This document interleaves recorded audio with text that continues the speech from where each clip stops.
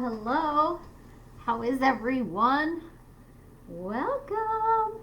Got this camera. Hi. How are you guys? It's me again, coming to you live, as always, on Thursdays. I am Amy of amyralph.com, and I get to do this awesome job where I serve and educate and empower women all over the world and teach them, guide them, support them in learning how to best nourish their bodies so that their bodies can do all the things they want it to do. And one of them is to get pregnant, right? Or to heal from inflammatory autoimmune conditions. And so today we're going to talk all about endometriosis in honor of Endometriosis Awareness, and also because it's just such a common condition that impacts a lot of women and impacts their ability to get and stay pregnant. Endometriosis, I'm going to get into, I went and I did kind of a deeper dive on the most current research on endometriosis. So I didn't look at anything before the year 2020 in the National Library of Medicine, which is, as a researcher, that's where you go to look at medical research. And that's where I like to spend time personally, because I like to see the data, pubmed.gov. Yeah, something that was taught to me many, many years ago, that's kind of where we go. But so first things first, like, what is endometriosis? And the definition of endometriosis has changed since, if I go back to Yes, You Can Get Pregnant, which I wrote in 2013, came out in 2014, I talk about, in chapter 10, overcoming common fertility challenges. I talk about endometriosis on page 160, and this is what I say. Next to PCOS, the American Society of Reproductive Medicine states that endometriosis is the second most common cause of fertility issues in women, affecting approximately 20 to 30% of women who are having a difficult time conceiving. But I want to also say that in 2022 or 21, Dr. Hugh Taylor from Yale, who I also interviewed for this book, he's the head of Yale Reproductive Medicine, he released a paper. Endometriosis is a common disease affecting 5 to 10% of women of reproductive age globally. However, despite its prevalence, diagnosis is typically delayed by years, misdiagnosis is common, and delivery of effective therapy is prolonged. So keeping that in mind, it's 5 to 10% of reproductive women globally, and then affecting 20 to 30% of women who are having difficulty conceiving. But keep in mind that it is really challenging to diagnose, and that women can have major symptoms of endo, which we will get into, to no symptoms of endo. But generally speaking, endometriosis is a female health disorder that occurs when cells from the lining of the uterus, the endometrial lining, grow in other areas of the body, such as ovaries, intestines, and fallopian tubes. With each monthly menstruation, this endometrial tissue responds to the fluctuation in hormones and can cause menstrual pain, internal bleeding, heavy menstrual bleeding, scar tissue buildup, blocked fallopian tubes, and difficulty conceiving. I would also add to that list, it can also cause implantation failure. It can also cause recurrent pregnancy loss. Because endometriosis is the most common cause of anatomical problems that can lead to fertility challenges, if you are dealing with any anatomical or structural fertility challenges, follow these recommendations. So, one thing that I talk about in here, which is much more prevalent in the research now, but the data I was using was from 2012, so it's a bit dated. It's almost 10 years. because there's question, is endo an autoimmune condition? And it's technically not. I actually just searched it again because I just always like to have the latest and the greatest information. I just have to go back on my page and I can't see my computer. Is endometriosis an autoimmune condition? And so, endometriosis has not yet been classified as an autoimmune condition, but it may increase risk for autoimmune conditions. The inflammatory nature of endometriosis seems to trigger an imbalance in the immune system.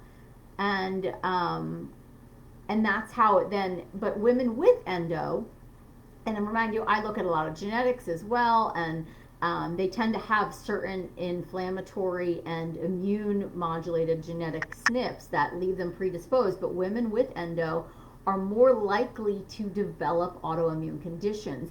We typically see Hashimoto's and endometriosis occurring together. We would also see something like rheumatoid arthritis. I often see Raynaud syndrome and endo occurring together. This again is clinical data that I see, 20 years of clinical experience. But technically it is characterized, it is a chronic inflammatory reaction that may result in the formation of scar tissue, adhesions, fibrosis within the pelvis or other parts of the body. I've seen endo on women's lungs. I've seen on their colon, their diaphragm. So endo gets in every crevice it possibly can. But is it technically an autoimmune condition? No, but this was Autoimmunity Review in 2012. In some of these women with endometriosis, there are also chronic local inflammatory process and presence of autoantibodies. So that means antibodies mean autoimmunity.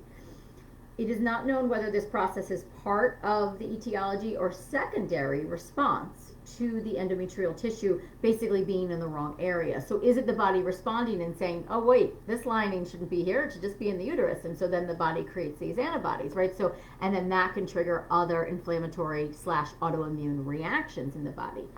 But endometriosis shares similarities with several autoimmune diseases. So if there's substantial evidence indicating that endometriosis at least shares many similarities of autoimmune diseases.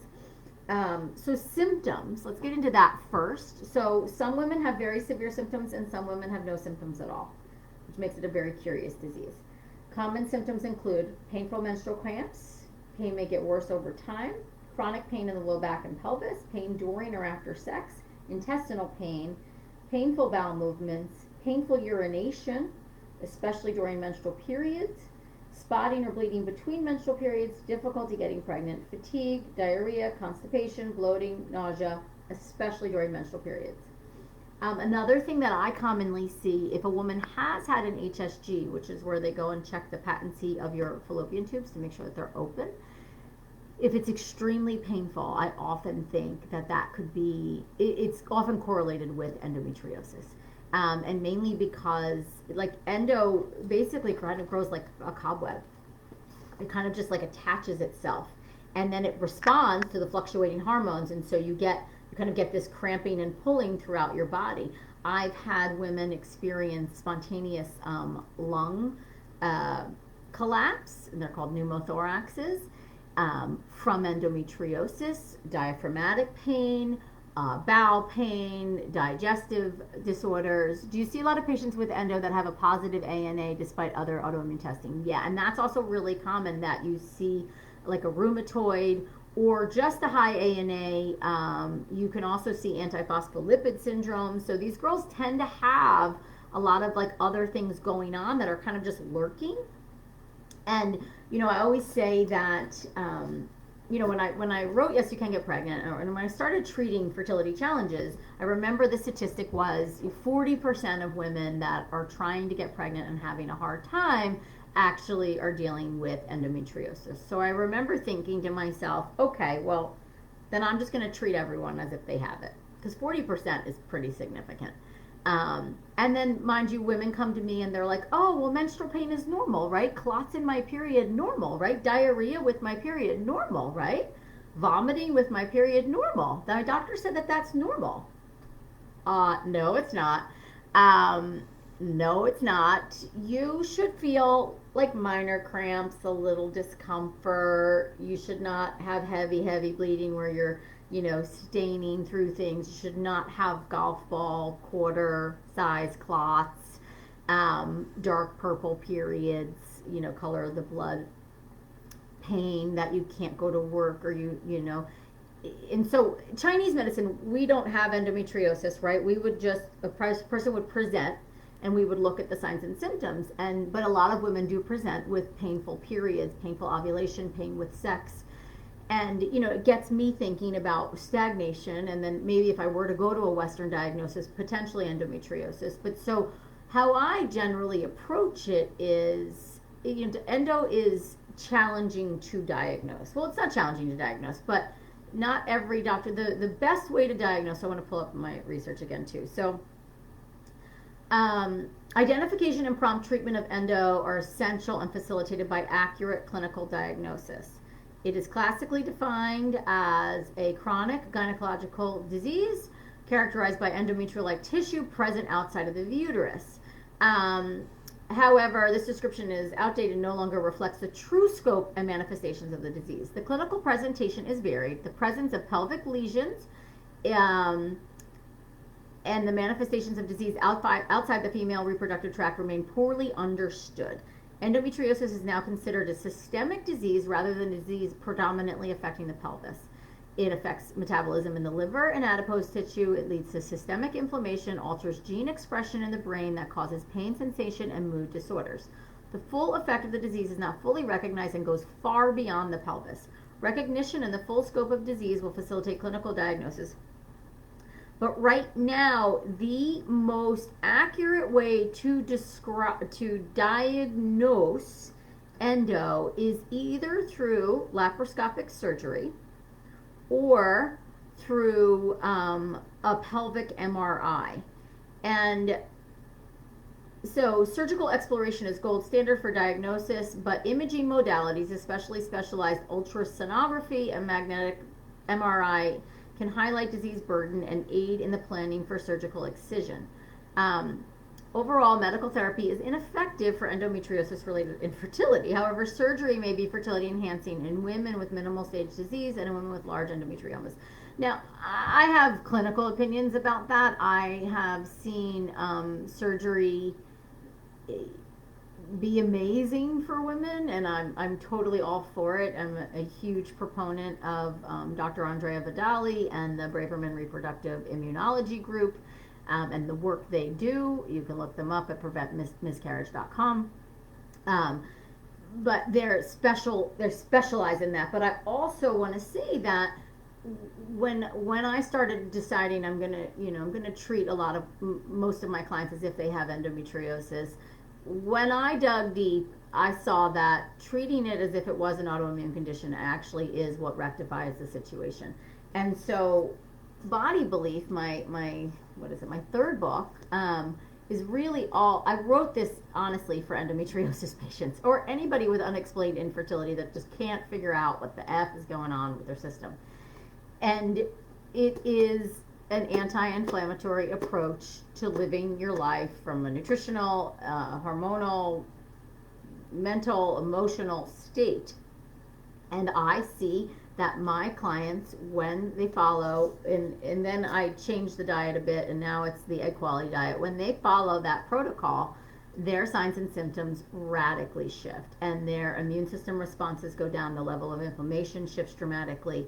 Some of these women still require or go for surgery. Some women don't want to do surgery. I always leave it up to the patient. I don't think you have to do the surgery, but in some cases, I think it might get us to our goal faster.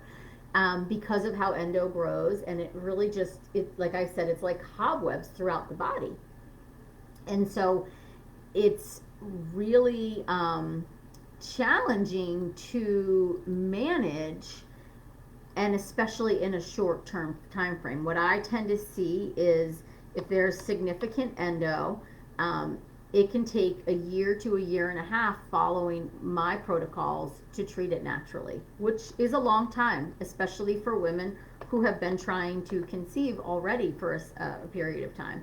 But the other thing that I find is that I'm trying to pull up this one article that was up and now it's not. I have an article on certain supplements for endometriosis. Here it is. Um, what I find is, it's like a consistency and frequency of following a protocol that's, like the egg quality diet along with lifestyle modifications, that you will then see kind of the body starts to shift, because all of my endo patients, I'll tell you my first clue-ins, right? They come to me and A, they're having trouble getting pregnant. B, they usually have GI issues, either bloating, bowel issues.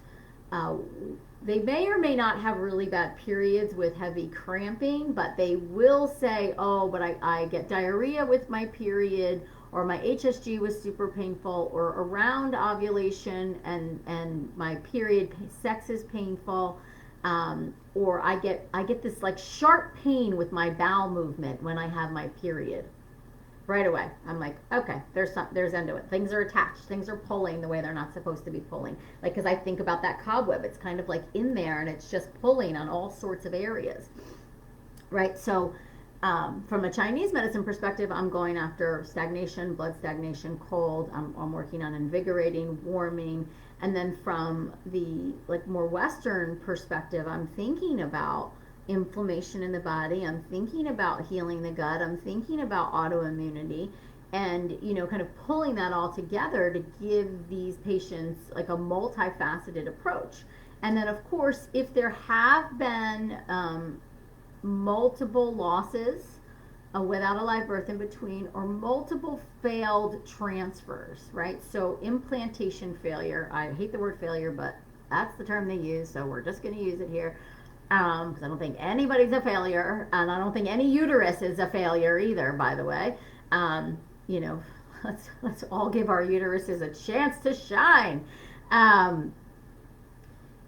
But I think endo, and I think an immune system dysregulation, and I will recommend, you guys know I talk about it, I will recommend doing a consult with Dr. Vidali. I will recommend his new program called Pregmune, Pregmune, because it is the most definitive testing out there that we can then see what else is going on in the body. What kind of systemic inflammatory response are we having? Is that why we're not getting pregnant? Is that why we're having multiple miscarriages? And it gives us, so there's this Western and Eastern approach, but Dr. Vidali has said to me multiple times when he sees some of my girls, he'll say, and Dr. Braverman before he passed would say the same thing, I have just never seen the level of inflammation decrease as much as I do in the girls who follow your diet and your protocol. It's fascinating to me. He says based on her labs or her genetic predisposition, she should be covered in endo, or she should have X, Y, and Z levels of inflammation, and she doesn't, and it's because of the protocol. But I also know that the two combined are so important. So if you are one of those cases, especially that have had multiple losses, it's really worthwhile to dig deeper, because I think a combined approach from a Western medicine perspective and an Eastern is where it's at for you, and also meaning that there probably are several medications you need to be on when you do fall pregnant. And as a more holistic clinician, I am totally supportive of it, because to me the most important thing is taking home that baby and making sure baby and mama are healthy and preventing any more losses. When it comes to implantation failure, there's some newer treatment modalities that they're doing that can really help with implantation in these cases as well. I do also see that the diet, because I think it reduces inflammation so much, it heals the gut, it changes the uterine microbiome, it makes it more hospitable. We see implantation failure shift, right? Thank you so much for talking about endo and recurrent pregnancy loss. It's so cool. Well, I'm so sorry that you've been through it and are going through it. It fucking sucks. So there's a cool study that came out. This was 2013, so it's a little older, but I use it a lot, showing the efficacy of N-Acetyl cysteine in the treatment of endometriosis. Now, it was a small study, but what it showed was that N-Ac actually represents a simple, effective treatment for endometriosis without side effects. It seemed to, I just want to get to the highlight. statistical method, sorry. Of course I have this set up, but I don't know what I did. I didn't know what I did. I closed the, I know what I did. I closed the screen, unfortunately. So, our results clearly show that by targeting various molecular and biochemical pathways involved in the initiation and maintenance of the disease, N-Acetyl effectively treats ovarian endometriosis. In terms of reduction in cyst size, our data are even more favorable than those granted by the currently adopted hormonal treatments. And so the dosing was, it was about 1,200. Where is it? Sorry. Oh, I had it all here. The dosing was a little different. But I do think no matter what, N-Acetylcysteine is a very helpful treatment for women with suspected endometriosis.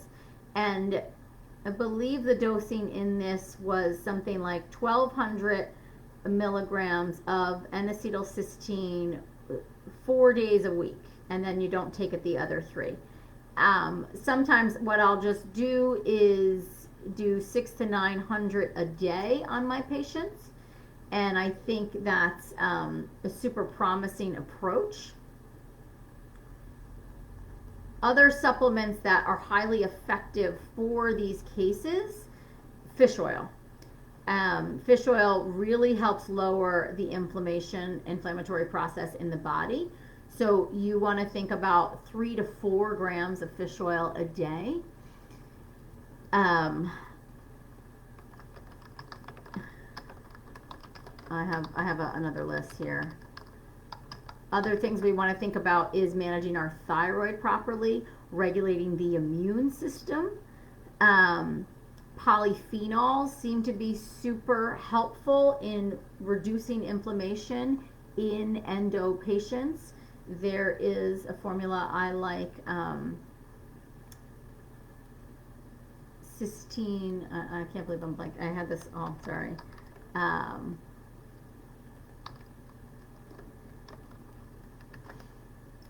It's a polyphenol. Basically, you want to think about the polyphenols that are in green tea extract. Those can be powerful anti-inflammatories and can be helpful in treating endometriosis. My go-tos are these 3 following. N-acetylcysteine, I will do high doses of fish oil, and then I will put them on something called WOB enzyme, WOBNZYM. All of this should be cleared with your practitioner that you're working with, though, by the way. WOB enzyme they're proteolytic enzymes. They help break up masses. And I find it very effective in endo patients, especially endo patients that have GI symptoms. So now, if you don't know, how do I know if I have endo, right? Okay, well, if you're not getting pregnant and then you have other inflammatory conditions, that's where I would think. And I'm going to answer that question in a second. But I want to, do you feel foggy headed? Do you wake up feeling exhausted even after a good night's sleep? Do your hormones feel out of whack? Does your body ache? Do you regularly experience gas, bloating, or indigestion? Do you have eczema, psoriasis, or any other skin condition that will not go away? To me, that is another big red flag, because it's a sign of systemic inflammation. And then I think, okay, that if there's systemic inflammation, chances are there's an inflammatory condition that's causing the fertility challenges and hormonal imbalance. Oh, what's the number 1 inflammatory condition that causes that? Oh, endometriosis. Okay, so I'm going to treat for endo. And then when I see the habitual miscarriages, when I see recurrent pregnancy loss, and to me, more than 1 loss without a live birth in between, I go there right away. That to me is recurrent pregnancy loss.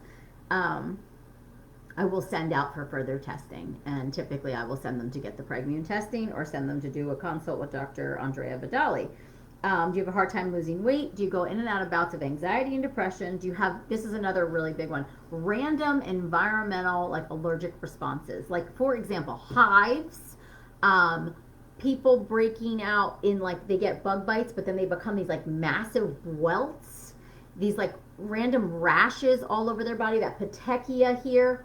I think, okay, there's some kind of environmental reaction going on, some kind of immune system response, and then couple that with they're not getting pregnant, or couple that with I can't get good quality embryos, or I never implant, or I've had all these losses, boom, there is an inflammatory and immune activated situation going on, and I immediately think endometriosis. So for those of you that are, but also to me, it can't hurt to treat inflammation. We know reducing inflammation is going to improve egg quality. It's going to balance your hormones. It's going to activate your fertility in a way that it hasn't before. So why not like come back to that, right? And so anyway, I went on a tangent. So that's why I do the Wob enzyme.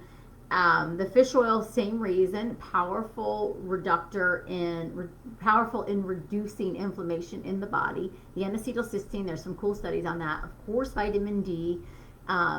Typically, endo girls, again, I run genetics on all my endo girls. I feel like 90% of them have one thing called the interleukin 6, which is like a predisposition to inflammatory and immune activated conditions. So I'm doing fish oil with that. I'm thinking of other immune modulators like vitamin D. I might do a mushroom complex.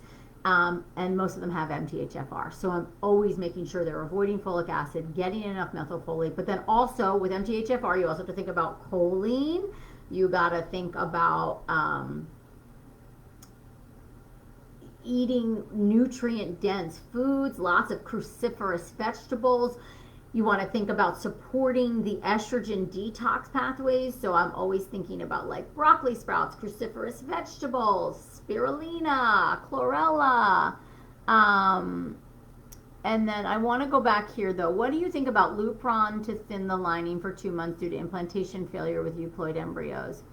Doctor also recommended low GI diet, no caffeine, low sugar. I don't know what low GI diet means. Don't know if I have endo. I have seen Depo-Lupron be used for 2 months to help with implantation failure, and the research is compelling. It does seem to work. And I have a handful of girls doing it right now. I've also seen uterine PRP really help with implantation failure.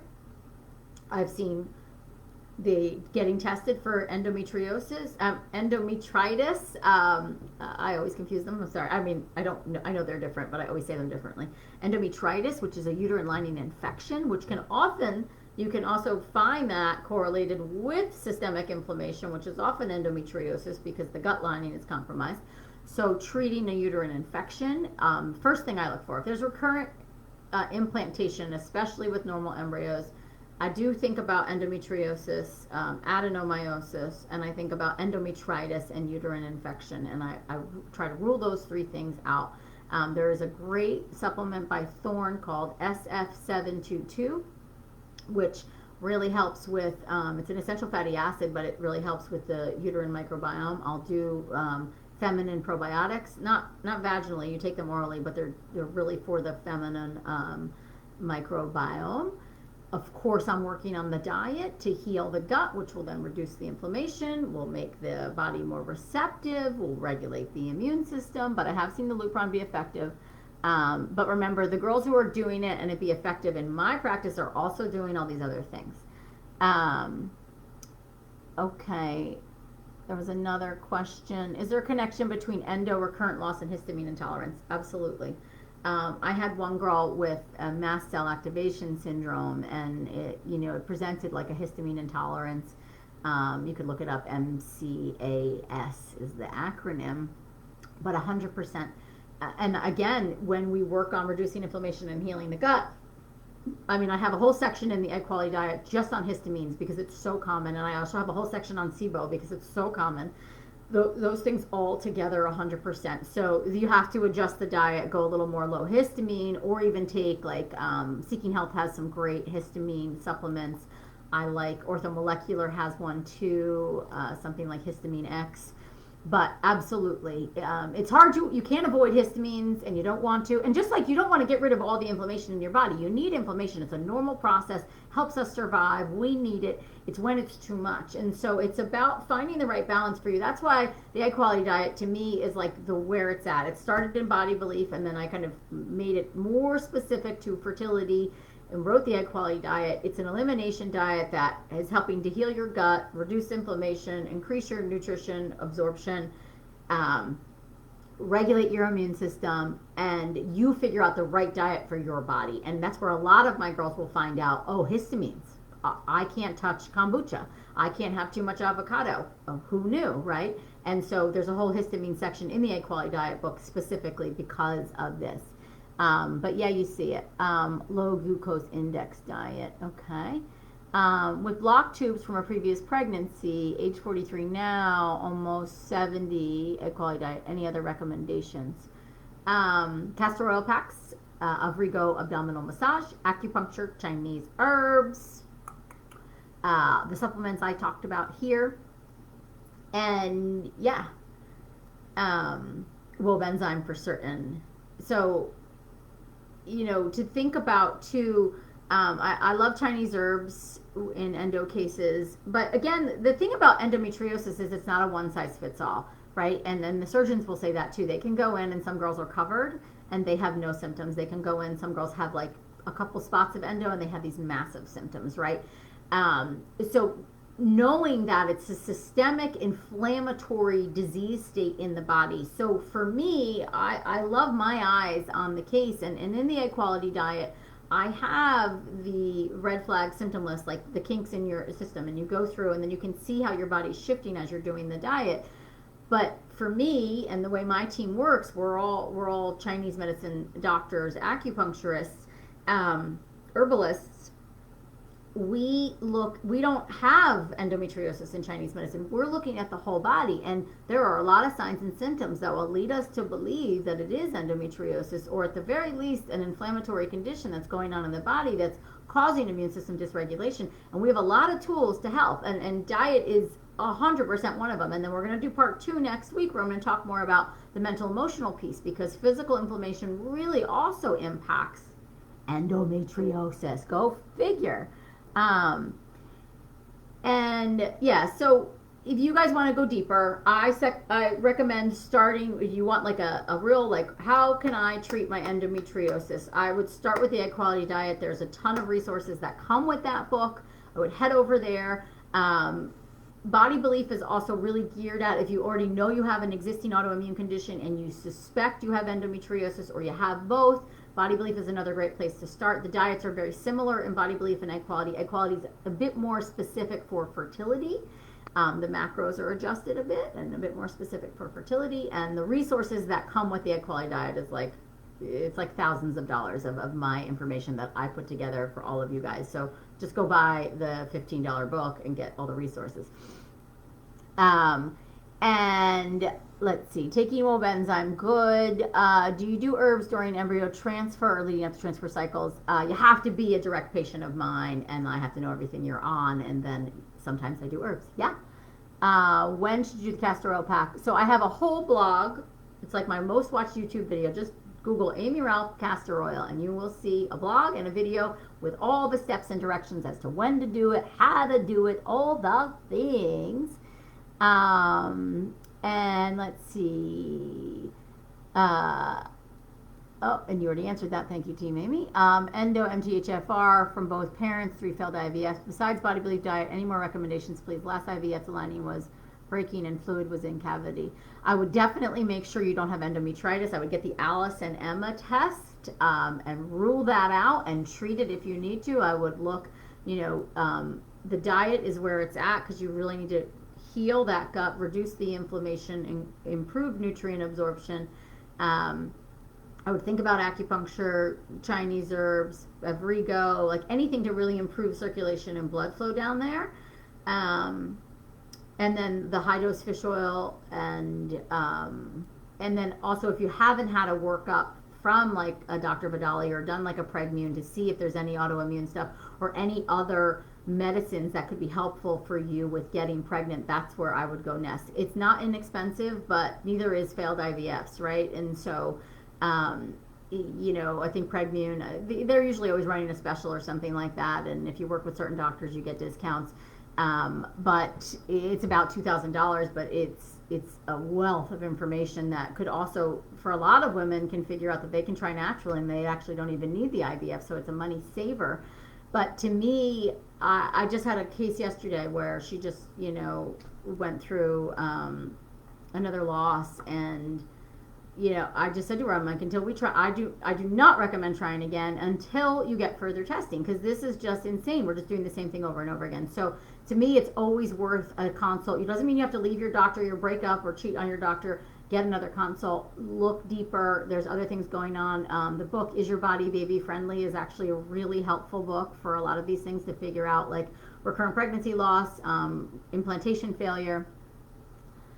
I had a lap and I had low-level endo. I had a womb massage, but it was so painful. Do you think the massage can help with the endo? I do, because it improves circulation, but maybe you start just more simple with just castor oil packs and acupuncture. Does endo cause poor egg quality? Yes, it can. So because it grows like cobwebs like that, it can kind of like grow over the ovaries, and it definitely will compromise blood flow to both the uterus and the ovaries. And if they're compromised, if the ovaries are compromised in blood flow, your eggs in those follicles are not getting all the blood flow and nutrition that they need. And then also couple that with it being a systemic inflammatory disease. That's why you can't just do the surgery. You have to treat it as a holistic approach. You've got to change your diet. You've got to go non-toxic with your bath and beauty products. You've got to take certain supplements. You've got to take these extra measures, because you have a systemic inflammatory disease, and systemic inflammation 100% makes eggs bad. That's what it's all about. The egg quality diet, the whole reason I call it that is because it's an anti-inflammatory diet, which will improve egg quality because you reduce inflammation, regardless if you have endo or not. But yes, Dr. Braverman wouldn't use embryos that were in there pre-treatment for endometriosis. I never saw that necessarily translate to. I've seen girls use those embryos and they still made healthy babies, especially if they were genetically tested. But he really felt the level of inflammation caused by endometriosis caused the mitochondria to not function properly, and it would compromise the health of that child. Took your advice a year ago, had surgery, followed your diet for endo, didn't get pregnant naturally, but just did second IVF, and we have 4 healthy embryos from low AMH, 0.6 to be exact. That's amazing, Bria. I mean, I'm sorry it didn't happen naturally, but look at those results. So you're a year older, second IVF, 4 healthy embryos. You go, girl. You go, girl. Okay, you should write a book just for endo patients. Well, I tried to do that with Body Belief, but Hay House said, no, we don't want an endo book. We want a book on all autoimmune diseases. So there you have it. I still love Hay House, and I appreciate them and their support in writing Body Belief, but that's what I wanted to do. And they didn't feel like there was a strong enough market for it, which I totally disagree, right, guys? But really, honestly, the egg quality diet is really for the endo. It's for everybody, but if you want to treat your endo, go there and read Body Belief as well. And there you have it. Yeah. Okay, guys, I'm going to go. It's 12:40. I got another call. I love you guys. I'm going to do part 2 next week, and we're going to talk about emotional inflammation and how it impacts endometriosis. And today here I thought like I wasn't going to have enough to talk about, but I didn't even go through all my notes. And what else? I want to just make sure I don't miss anything, because there was another thing. Endometriosis is characterized by increased levels of cytokines and autoantibodies. This suggests the role of inflammation and immune cell deregulation in infertility associated with endometriosis. The strategies of immunomodulation regulate these immune deregulations are poorly studied, and well-designed studies are necessary. And so I think that's like it too, of like, this is a systemic issue that impacts your immune system. It is not just, oh, I have endometriosis and it's like impacting uterine blood flow, right? That's really where I want you to think bigger picture and holistic. Don't forget to sign up for the Womb Healing Talk. This is right. So this is going to be our second Womb Healing Talk that we are hosting to the public. And sign up is happening now, and it ends tomorrow. It's going to be all about like comparison and jealousy, and this is run by our team psychotherapist, our team psychologist. We now have, Team Amy now has a team psychologist who is a trauma expert, finishing her doctorate in psychology, her PhD, and I get to share her with all of you for a very inexpensive price. The Womb Healing Circle is $43, and you get an hour of a trained psychotherapist who's done trauma work, who's worked in this space of fertility trauma and pregnancy related trauma for almost a decade. She's brilliant. She's a brilliant practitioner, and she comes to you with these womb healing talks to give you strategies and tools on how to heal your heart, how to feel better along the way.